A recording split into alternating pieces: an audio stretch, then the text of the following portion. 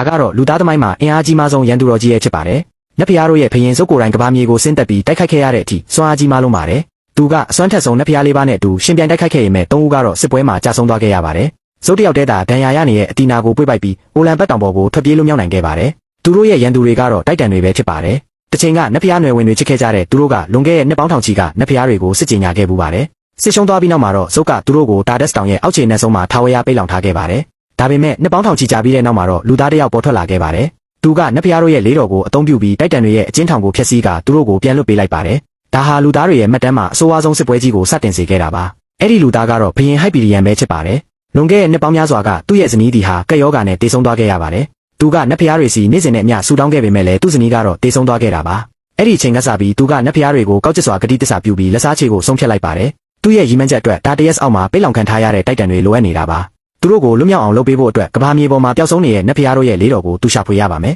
။ဒါကြောင့်ဟိုက်ပီရီယန်ကဂရိနိုင်ငံတဝန်းကိုသူ့စစ်တပ်နဲ့အတူချီတက်ခဲ့ပါတယ်။ဘာဖြစ်လို့လဲဆိုတော့အဲ့ဒီမှာရှေ့ဖြစ်ဟောနိုင်စွမ်းရှိတဲ့အပြိုစင်လေးဦးရှိနေပြီးတဦးကလေးတော်ရှိတဲ့နေရာကိုတည်နေလို့ပါ။ဒီအာနာရှင်ကသူတို့ရဲ့ဖျားเจ้าကိုတိမ့်ပိုက်ပြီးရစပူရောဟိတ်မကြီးကိုမိရှို့တက်ကမြို့တစ်မြို့လုံးကိုသွေးချောင်းစီအောင်တက်ဖြတ်ခဲ့ပါတယ်။နတ်ဖျားတွေကအပေါ်ကနေစောင့်ကြည့်နေပေမဲ့စုပ်ကလူသားတွေရဲ့ကိစ္စမှာတိုက်ရိုက်ဝင်မပါဖို့တားမြစ်ထားပါတယ်။အမိန့်ကိုဖီဆန်ရင်အဆုံးစီရင်ခံရမှာဖြစ်ပေမဲ့စုပ်ကိုယ်တိုင်ကတော့လူသားတစ်ယောက်တွင်နဲ့တိတ်တဆိတ်ဆင်းလာခဲ့ပါတယ်။သူက TCS လို့ခေါ်တဲ့လူသားတစ်ယောက်ကိုတိုက်ခိုက်ရေးပညာတွေသင်ကြားပေးခဲ့ပါတယ်။ TCS ကအားကောင်းမောင်းတန်တိုက်ခိုက်နိုင်သူဖြစ်ပြီးလန်တစ်ချောင်းနဲ့စစ်သား၁၀တယောက်ကိုတောင်တတ်နိုင်ခဲ့ပါတယ်။ဒါပေမဲ့သူကအင်အားချင်းမမျှတာကြောင့်အဖမ်းခံလိုက်ရပါတယ်။ဟိုက်ပီရီယန်ကသူ့ရဲ့မိခင်ကိုတက်ဖြတ်တာကို TCS ကမျက်မြင်တွေ့လိုက်ရတဲ့အခါဒေါသတွေအကြီးအကျယ်ထွက်လာပါတယ်။သူ့ရဲ့ခွန်အားကြောင့်အသက်မခံရဘဲစားရင်းထဲမှာအလုံးလုံးဖို့ပို့ဆောင်ခံလိုက်ရပါတယ်။ဖူပြင်းတဲ့နေအောင်အောက်မှာလေးလံတဲ့တလုံးတွေကိုထမ်းပိုးရင်းသူကအစွမ်းကုန်ပင်ပန်းနှွမ်းနေခဲ့ပါတယ်။အလုပ်ပြီးတဲ့အခါမှာတော့သူကရေတောင်မတောက်နိုင်တော့လောက်အောင်အားအင်ကုန်ခန်းနေပါပြီ။အဲ့ဒီအချိန်မှာဖမ်းဆီးခံထားရတဲ့ဘေဒင်ဆရာမလေးဦးရေလာတော့ကြပါတယ်။အနာဂတ်ကိုမြင်နိုင်တဲ့ဘေဒင်ဆရာမလေးက TCS ရဲ့ခြေထောက်ကိုအမှတ်မထင်ထိမိသွားပါတယ်။အဲ့ဒီလိုထိမိလိုက်တဲ့ခါမှာပဲသူမကထူးဆန်းတဲ့အာယုံတစ်ခုကိုမြင်လိုက်ရပါတယ်။ TCS ကနတ်ဖျားတို့ရဲ့လေးတော်ကိုကင်ဆယ်ပြီးဖရင်တွေနဲ့အတူတိုက်ပွဲဝင်နေတဲ့ပုံရိပ်ပါပဲ